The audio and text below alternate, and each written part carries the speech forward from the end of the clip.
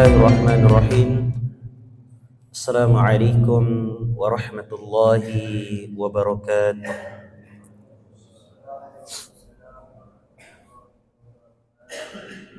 Alhamdulillahi ala ihsani wa syukru lahu ala taufiqihi wa amtinani.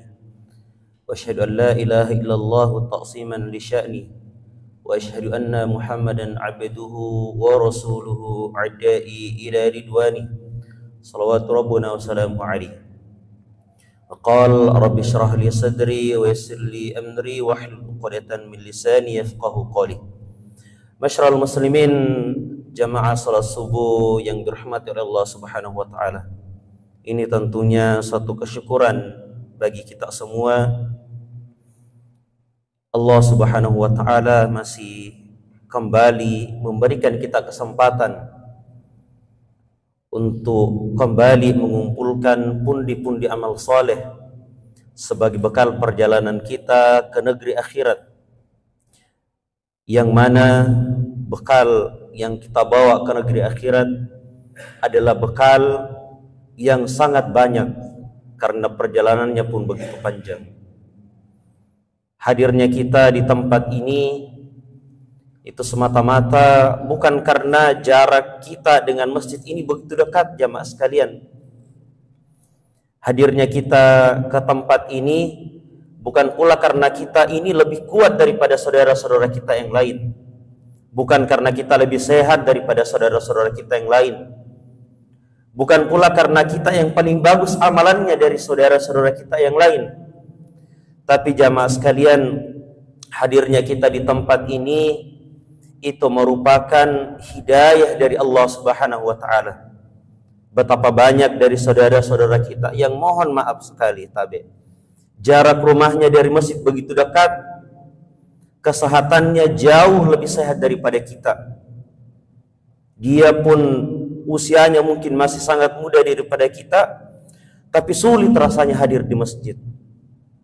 Karena hidayah itu mahal, jamaah sekalian. Melangkahkan kaki ke masjid bukan hanya kaki yang dilangkahkan. Hadirnya kita di masjid bukan hanya jasad kita yang dihadirkan, tapi ada hati yang digerakkan. Hati inilah yang memudahkan langkah kaki ini menghadiri panggilannya Allah Subhanahu wa taala.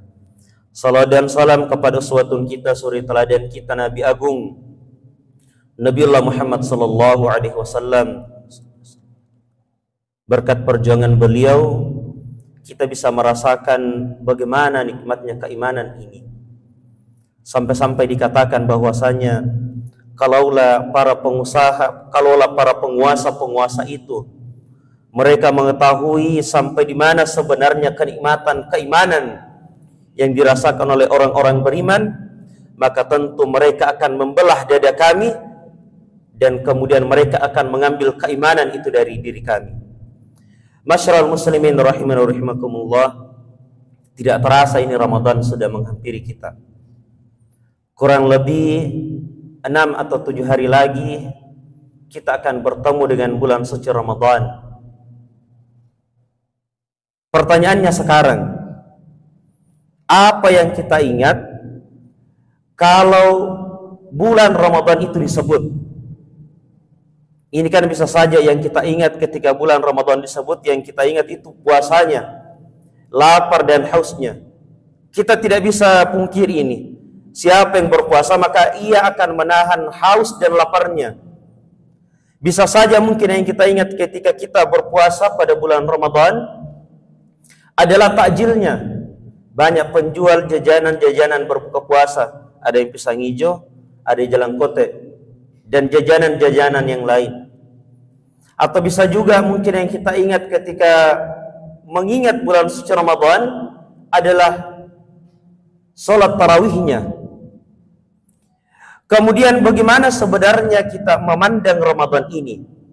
Tidak ada salahnya juga ketika kita mengingat bulan suci Ramadan, yang kita ingat itu adalah puasanya, yang kita ingat adalah sholat tarawihnya, yang kita ingat adalah menahan lapar dan haus serta syahwatnya.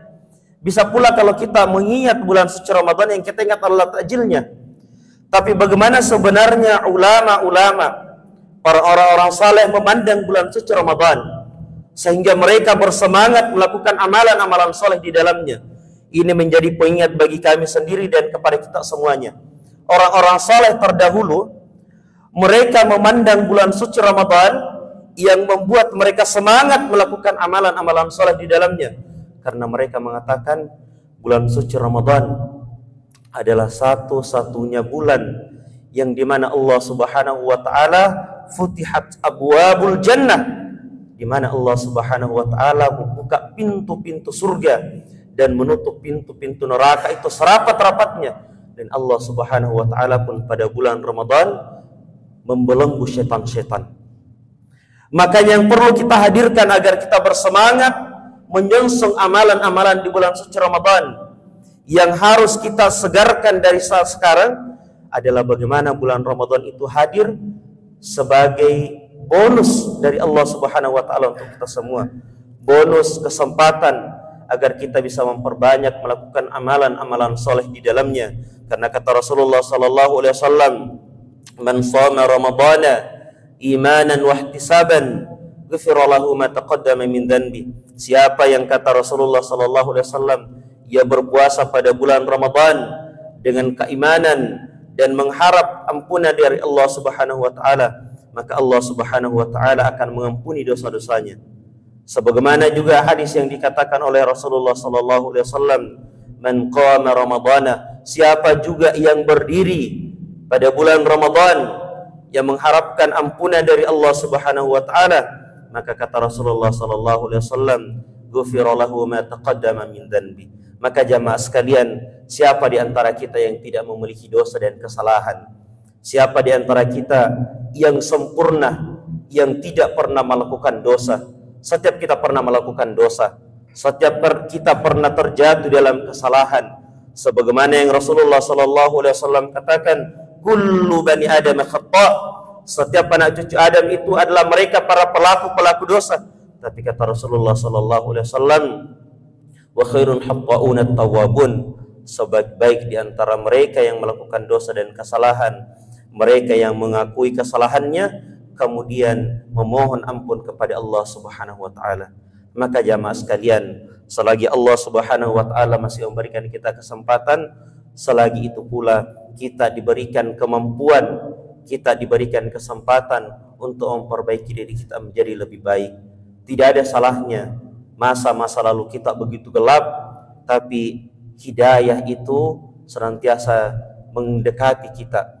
Hidayah, kesempatan untuk melakukan amalan-amalan soleh begitu banyak.